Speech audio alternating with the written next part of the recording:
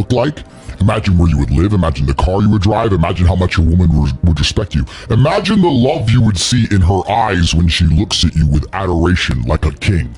Imagine your existence. That person is waiting for you, and the only thing that's stopping you from being that person is your monumental laziness. You can have it. The universe is very giving. It will give you anything you work for. I've never seen somebody try for something with all of their might and not get it. The only people who do not have the things they want are the people who do not try for them.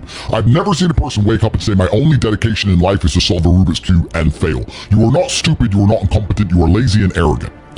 It's extremely important you understand that that person is waiting for you, and you are declining that version of yourself. In the multiverse, in the many different versions of the universe that exist, there is a version of you that does those exact things, and he is a greater person than you can even fathom. You can transform yourself into that guy. You can be a top G. That's exactly what I did. I knew who I was going to have to end up being before I became that person. My brother and I are not from rich families. We are not from advantaged beginnings, but I knew I had to be a big, strong, fighting billionaire. That's what I knew I had to be. Discipline is the key to success. If you cannot force yourself to do something you don't want to do, how are you ever going to put yourself through the suffering required for greatness? If you cannot force yourself to train when you do not want to train, if you cannot force yourself to work when you don't want to work, or force yourself to eat right, how can you possibly ever become a monumentally successful person if you cannot control yourself long enough to do what must be done as opposed to what you feel like doing? A man must do what he is supposed to do irregardless of how he feels. That is the key component to masculinity, is discipline. If you do not have the discipline to dedicate yourself to anything, you are going to fail and be crushed by the people who can. If you only go to the gym when you feel like going to the gym, you're never going to be as strong as the people who go to the gym when they don't feel like going to the gym. You can turn your time into anything you want. So how are you going to waste it sitting around saying, I have a headache? Boo boo, I have a headache. But the question is framed incorrectly. If I have a headache, I don't care. And one of the main reasons I don't care is because my enemy doesn't care. You know, when I got injured when I was training for fights, my coach would often say to me, is your enemy going to hit you less or show you mercy because of this injury? If you say, okay, we're about to fight, but halfway through the training camp, I hurt my foot, so, take it easy.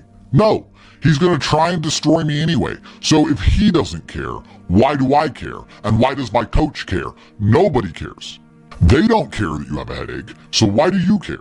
You need to reprogram your mind. You don't have time to have a headache. You don't have time to be doing the majority of things you do.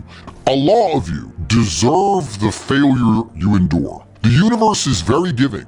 I often believe, people say the world's not fair. I'd argue that karmic retributions, and in the long run, all in all, is pretty fair. Karmic retributions are real. In the end, God gives you exactly what you deserve. So if you're not happy with your life, you have to ask yourself, do you really deserve more? Have you really tried 100% of the time? Did you ignore that headache? Are you as competent as you could possibly be? Have you given 100% every time you've done anything? No. You deserve what you have. You deserve your mediocrity because you're an average person. Wanting something and deserving something are very different things. If you truly deserved it, you'd be working for it in a way that ensures it will be given to you by the universe. Every single thing I've ever wanted, I have got. Maybe not instantly, maybe not easily, in fact, certainly not both.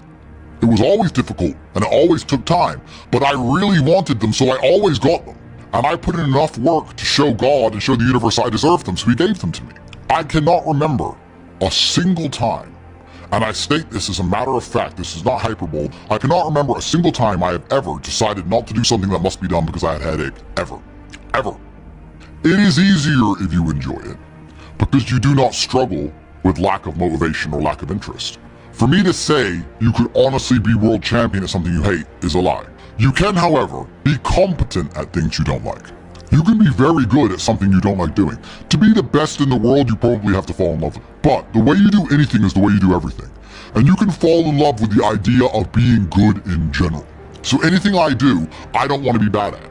I either don't do it or I try my very best all the time to become extremely good at it. I don't see the point in doing anything and being mediocre or being bad at it. What's the point? If I'm going to speak on podcasts, I want to be good at it. Anything I'm going to do, I want to be good at. Now you should have enough respect for yourself